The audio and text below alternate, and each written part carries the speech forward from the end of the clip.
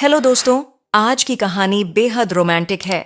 ये कहानी है हरीश और उसकी भाभी सरिता की है, जिनके बीच एक अजीब सा जुड़ाव था। सरिता घर की बड़ी बहू थी, संस्कारों में बसी और मर्यादा में ढली थी। लेकिन हरीश, जो अपने बड़े भाई की गैर मौजूदगी में इस घर का जिम्मेदार था, उसकी नजरों में सरिता के लिए कुछ और ही बसा था। उसकी नजरें जब भी सरिता से टकराती, एक अजीब सा एहसास उसके दिल में उमड़ने लगता। एक शाम बारिश हल्की हल्की हो रही थी। सरिता बालकनी में खड़ी चाय पी रही थी। तब हरीश आकर उसके पास खड़ा हो गया। हवा की ठंडी लहरों ने सरिता की साड़ी का पल्लू हल्का सा उड़ाया, जिसे संभालते हुए हरीश ने उसकी तरफ देखा और हल्की मुस्कान दी। भाभी, बारिश कितनी खूबसूरत होती है ना, कबीर ने धीरे से कहा। सरिता मुस्कुराई। हाँ, लेकिन कभी कभी यह मन के अंदर की उलझनों को भी भिगो देती है। हरीश ने हल्के से उसकी कलाई पकड़ी। सरिता ने एक पल तो उसे देखा, पर विरोध नहीं किया। उसकी नजरें हरीश की आंखों में थीं और हरीश उसकी सांसों की गर्मी को महसूस कर रहा था और बोला, अगर उलझने हैं तो कोई होगा जो उन्हें सुलझाए भी। हरीश ने उसकी कलाई को हल्के से छोड़ा और उसके गाल पर पड़ी बारिश की बूंदों को अपनी उंगलियों से साफ करने लगा। सरिता ने सिर झुका लिया, पर उसकी धड़कनें तेज हो चुकी थीं। वक्त बीता गया और दोनों के बीच यह अनकही नजदीकियां बढ़ने लगीं। कभी हरीश सरिता के बालों को प्यार से संभलता, तो कभी किसी बहाने से उसकी हथेलियों को अपने हाथों में ले लेता। एक दिन जब वह रसोई में थी, तो हरीश ने पीछे से आकर उसकी कमर को हल्के से थाम लिया। फिर सरिता ने घबराते हुए कहा, हरीश, ये क्या कर रहे हो? हरीश बोला, कुछ नहीं भाभी, बस ये देख रहा था कि प्यार का एहसास कितना नजदीक से महसूस किया जा सकता है। हरीश की आवाज धीमी थी, पर उसके शब्दों में एक गहराई थी। सरिता ने खुद को अलग किया, पर उसकी आंखों में कोई गुस्सा नहीं था, बस एक उलझन थी जो शायद हरीश के करीब आने पर और भी गहरी हो रही थी। सरिता ने खुद को हरीश से अलग तो किया था, लेकिन उसकी धड़कनों की रफ्तार अब भी तेज थी। वह जानती थी कि यह सब गलत था, लेकिन फिर भी हरीश की नजदीकियां उसे कमजोर कर रही थीं। अगली सुबह सरिता पू के लिए दीप जला रही थी कि हरीश धीरे से पीछे आकर खड़ा हो गया। उसका दिल फिर से धड़कने लगा, लेकिन उसने खुद को संभाला। फिर हरीश ने हल्की आवाज में कहा, भाभी, आज का दिन बहुत खूबसूरत लग रहा है। सरिता ने उसकी तरफ देखे बिना जवाब दिया।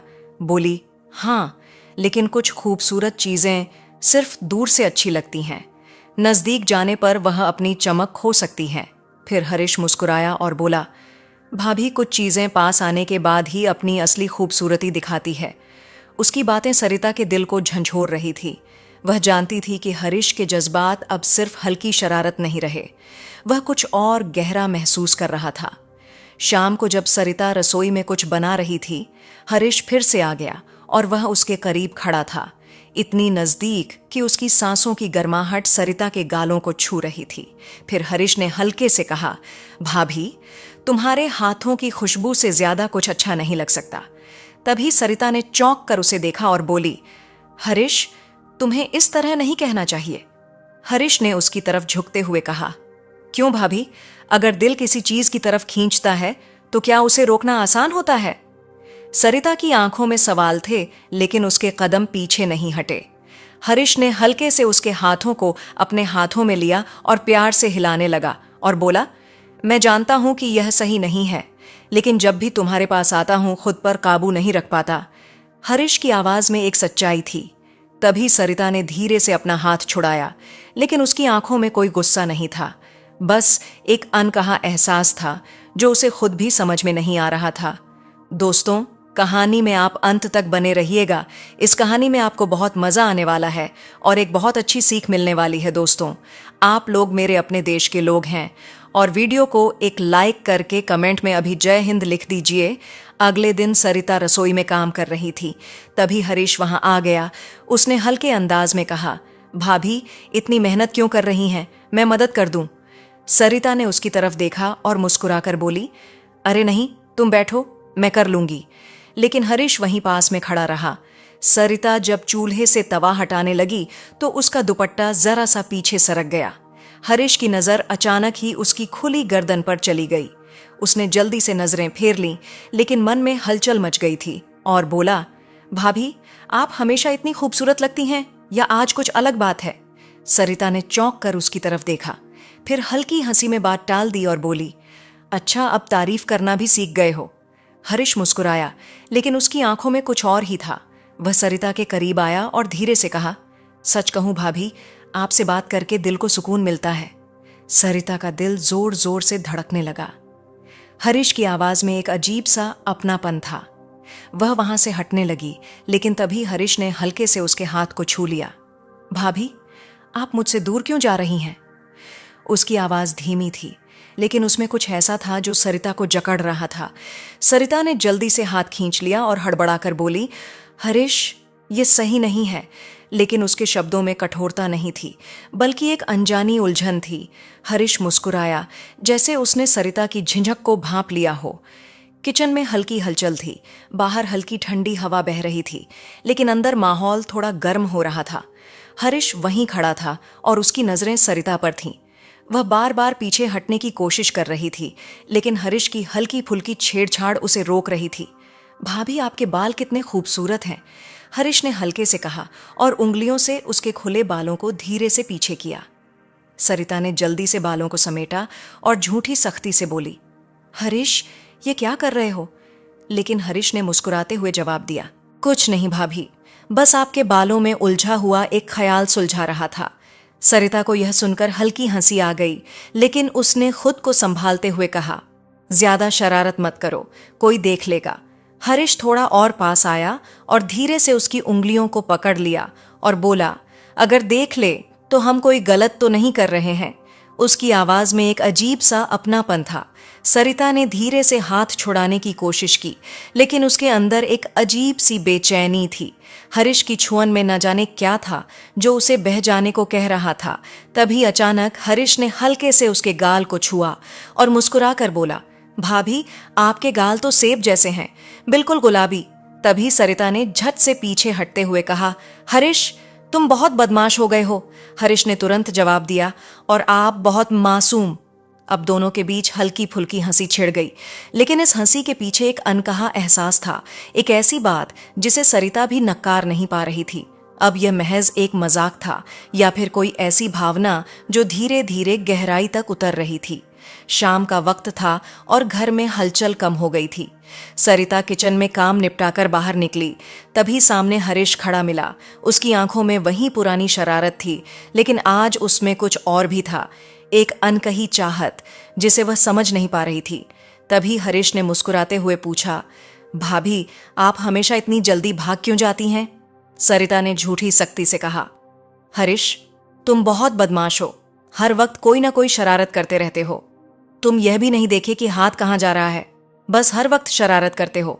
अच्छा, और आप भी हर बार गुस्सा दिखाने का नाटक करती हैं। हरीश ने हल्की हंसी के साथ कहा और धीरे से उसकी हाथों को पकड़ लिया। सरिता ने तुरंत हाथ छुड़ाने की कोशिश की, लेकिन हरीश ने हल्के से उसकी कलाई पर अपनी पकड़ मजबूत कर ली। हरीश, छोड़ो ना, कोई देख लेगा। उसकी आवाज धीमी हो गई थी, मानो दिल की धड़कनों से उलझ रही हो। हरीश थोड़ा और पास आया, उसके चेहरे के बेहद करीब और हल्की आवाज में बोला, अगर देख भी लिया तो मैं किसी से नहीं डरता। सरिता ने कुछ नहीं कहा और उसकी नजरें झुक गईं, लेकिन अंदर कहीं हलचल थी। हरीश ने धीरे से उसके चेहरे पर आए बाल को पीछे किया और फिर हल्के से उसके गाल को छू लिया। सरिता ने तेजी से खुद को पीछे किया और बोली, हरीश, तुम हद पार कर रहे हो। लेकिन हरीश ने मुस्कुराते हुए कहा, हदें तो कब की पार हो चुकी है भाभी, बस नाम देने की देर है। सरिता ने उसकी आंखों में देखा तो वहां कुछ था, शरारत, अपनापन, या फिर कुछ ऐसा जिसे वह खुद समझ नहीं पा रही थी। फिर एक दिन भाभी बालकनी में खड़ी थी। हल्की हवा उनके बालों को छूकर गुजर रही थी। रात की खामोशी में हरीश धीरे धीरे उनके पास आया और रेलिंग के किनारे टिककर खड़ा हो गया। फिर उसने हल्की आवाज में कहा, भाभी। भाभी ने उसकी तरफ देखा। उनकी आंखों में हल्का संकोच था, लेकिन कुछ था जो उन्हें रोक भी नहीं रहा था। तभी हरीश ने धीरे से कहा, कभी कभी दिल करता है कि बस एक रात तुम्हारे साथ बिताऊं। यह सुनकर सरिता का दिल जोर से धड़क उठा। उन्होंने नजरें फेर लीं, लेकिन उनके चेहरे की हल्की सी मुस्कान हरीश से छिप नहीं सकी। तभी उन्होंने खुद को संभालते हुए पूछा, हरीश, ये क्या कह रहे हो? हरीश हल्के से मुस्कुराया और बोला, मैं कुछ गलत नहीं कह रहा हूं भाभी, बस एक रात जिसमें हम बातें करें, खुलकर हंसे, अपने दिल की हर वह बात कह दें जो शायद कभी कह ना पाए। जहां कोई दिखावा नहीं, कोई डर नहीं, बस तुम और मैं उस रात के लिए दुनिया से अलग। भाभी ने गहरी सांस ली, क्योंकि वह जानती थी कि यह इतना आसान नहीं है। लेकिन हरीश की बातों में जो सच्चाई थी वह उनके दिल को छू रही थी। फिर वो बोली, पता नहीं हरीश, यह सही है या नहीं। हरीश ने हल्के से उनकी उंगलियों को छुआ और बोला, भाभी, कभी कभी कुछ रिश्ते किसी नाम के मोहताज नहीं होते, वो सिर्फ एहसास से बनते हैं। भाभी की आंखें गहरी हो गईं। वह जानती थी कि यह सब इतना आसान नहीं है, लेकिन हरीश की हर बात में जो सच्चाई थी उसे नजरअंदाज कर पाना भाभी के लिए मुश्किल था। भाभी ने हरीश की बातों को सुनकर हल्का सा मुस्कुराया, लेकिन अगले ही पल उनका चेहरा गंभीर हो गया और वो बोली, हरीश, यह सब ठीक नहीं है, हमें अब इन बातों को यहीं रोक देना चाहिए। तभी हरीश थोड़ा चौंका और बोला, भाभी, मैंने कुछ गलत नहीं कहा। फिर वो बोली, पता है, लेकिन ये सही भी तो नहीं है। अब बस तुम मुझसे इस तरह की बातें मत किया करो। भाभी का लहजा सख्त था। हरीश को समझ आ गया कि भाभी अब उससे दूरियां बनाना चाहती हैं। अगले कुछ दिनों तक भाभी ने खुद को घर के कामों में इतना व्यस्त कर लिया कि हरीश से आमने सामने बात भी कम ही होती थी। अगर वह पास आता तो भाभी कोई ना कोई बहाना करके वहां से चली जाती। हरीश को समझ नहीं आ रहा था कि अचानक ऐसा क्या बदल गया। भाभी उससे बचने लगी थी, लेकिन उनकी आंखों में अब भी वही कोमलता थी जिसे हरीश हर बार देखता था। एक खबर जिसने सब कुछ बदल दिया। कुछ दिन इसी तरह गुजर गए, लेकिन फिर एक सुबह घर में अचानक हंगामा मच गया। सरिता के पति के बारे में खबर आई कि वह किसी और लड़की को लेकर भाग गया था। अब भाभी को जैसे किसी ने सुन कर दिया हो, उनकी आंखों से आंसू बह निकले और वह वहीं सोफे पर बेहोश हो गई। ससुराल के लोग तरह तरह की बातें करने लगे। लोग बोल रहे थे, हमने पहले ही कहा था कि यह लड़का सही नहीं है। हरीश के कानों में यह सब बातें गूंज रही थीं, लेकिन उसकी नजर बस भाभी पर थी। वह टूटी हुई थी और अकेली थी, और हरीश को पहली बार एहसास हुआ कि वह उन्हें इस हाल में नहीं देख सकता। उसने धीरे से उनके पास जाकर कहा, भाभी, अब तुम मुझसे दूर मत जाओ, मैं हूं तुम्हारे साथ। भाभी ने उसकी तरफ देखा तो उनकी आंखों में आंसू थे, लेकिन इस बार उनमें कुछ और भी था।